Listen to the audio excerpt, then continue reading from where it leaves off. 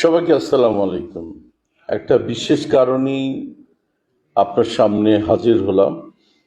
আসলে আহ, হাসান জাহাঙ্গীর পরিচালিত একটি নাটক হয়েছিল সুদূর আমেরিকাতে।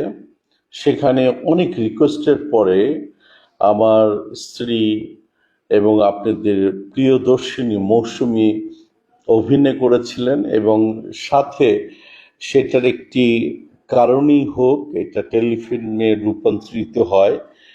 এতদিন পরে এখন এসে আমি দেখছি হাসান জাহাঙ্গীর এবং এটার প্রযোজক পরিচালক হিসেবে সেন্সর বোর্ড থেকে এটার অনুমোদন নিয়েছেন ছবি হিসাবে। কিভাবে এটা ছবি হয়? তার কাছে কি ছবির জন্য মৌসুমীর এগ্রিমেন্ট কোনো দেখাতে পারবেন হাসান জাহাঙ্গীর? অবশ্যই না।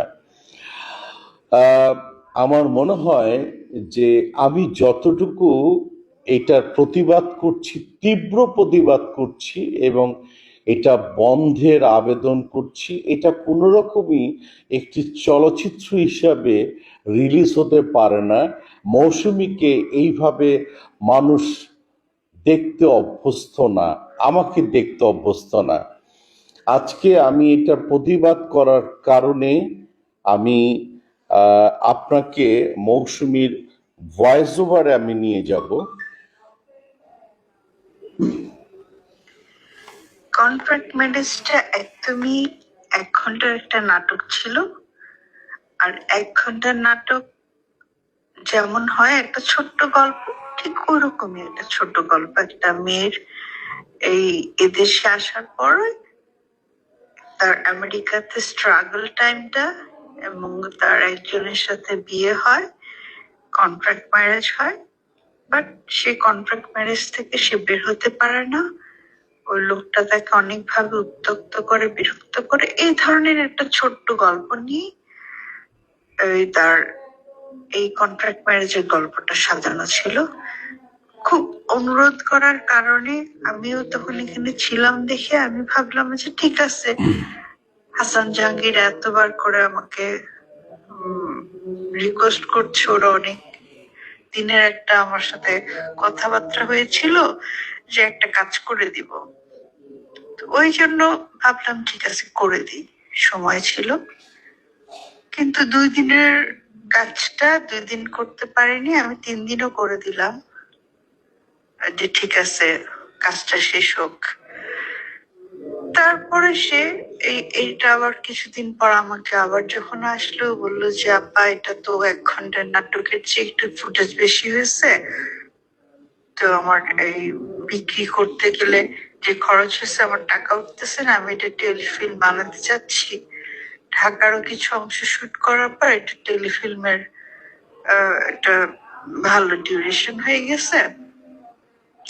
তো এটা এখন যদি আমরা টেলিফিল্ম করি আপনার কি কোনো আপত্তি আছে? তখন আমি বললাম যে হ্যাঁ, কোনো আপত্তি নেই, যদি গল্পটা সুন্দর হয় টেলিফিল্ম আকারে করতে পারো তোমরা। কিন্তু আমাকে তো আমার টেলিফিল্মের অ্যামাউন্টটা দিতে হবে। তখন বললেন যে ঠিক আছে আমি সেটা অ্যারেঞ্জ করবো আপনার জন্য। তো কি ডিমান্ড? তখন বললো যে আমার এখানে একটুখানি ফুটেজ লাগবে, আপনি আমাকে আর একটা দিন শুটিং করে দেন। ওর একটা দিন আমি আবার শুটিং করেও দিলাম, ছোট্ট একটু কাজ করতে চাইলো, করে দিলাম। এইখানে কিন্তু এটা শেষ, যে ঠিক আছে সে ঢাকায় টেলিফিল্ম করে সে যে টাকা খরচ করছে টাকাটা তুলে ফেলবে, ভালো একটা চ্যানেলে চালাবে, ওকে ফাইন। কিন্তু ইদানিং আবার যখন শুনলাম হঠাৎ করে সে সেন্সর পেলো, সেটাকে ছবি বানাতে যাচ্ছে, এটা আমি খুবই অবাক হলাম যে আমাদের সেন্সর বোর্ডে এটা কিভাবে ছবি আকারে পাশ হলো বা কি হলো জানি না। আমি তাদের শ্রদ্ধা রেখে কথা বলতে চাই, এরকম ঠিক ছিল না বিষয়টা।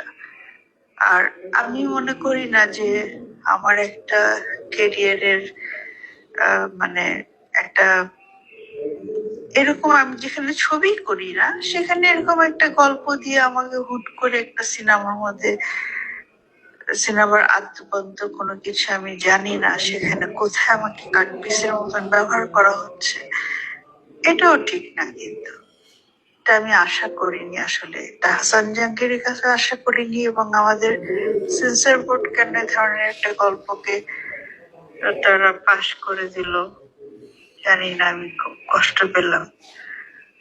তো এখন ছবি রিলিজ হওয়া উচিত কিনা আমি নিজে মনে করি যে হওয়া উচিত না, কিন্তু আইনগত ভাবে আসলে কতদূর এটা সবার কাছে সঠিক মনে হচ্ছে সেটা আমি ঠিক বুঝতে পারছি না এত দূর থেকে।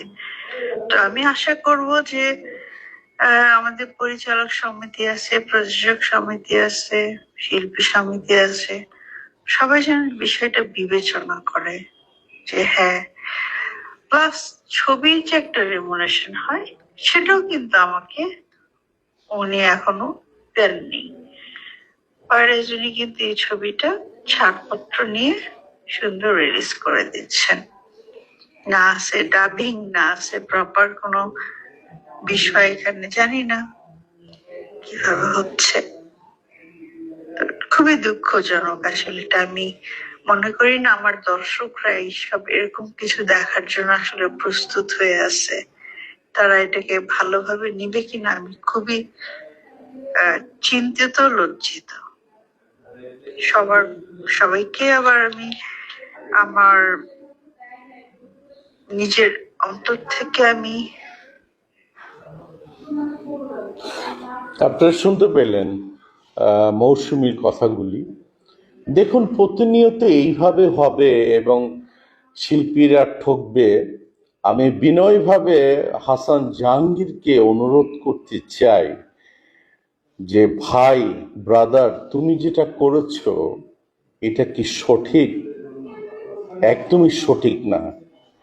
তোমার সামাজিক অবক্ষয় থেকে তুমি কতদূর তুমি প্লাস আছো না মাইনাস আছো, নিজেকে প্রশ্ন করো। তোমাকে আমি গালি দিব না, কোনো কিছুই করব না, কিন্তু তুমি যে কাজটা করেছো একদমই এটা সঠিক নয়। অবিলম্বে আমি এটা আইনের আশ্রয় নিব।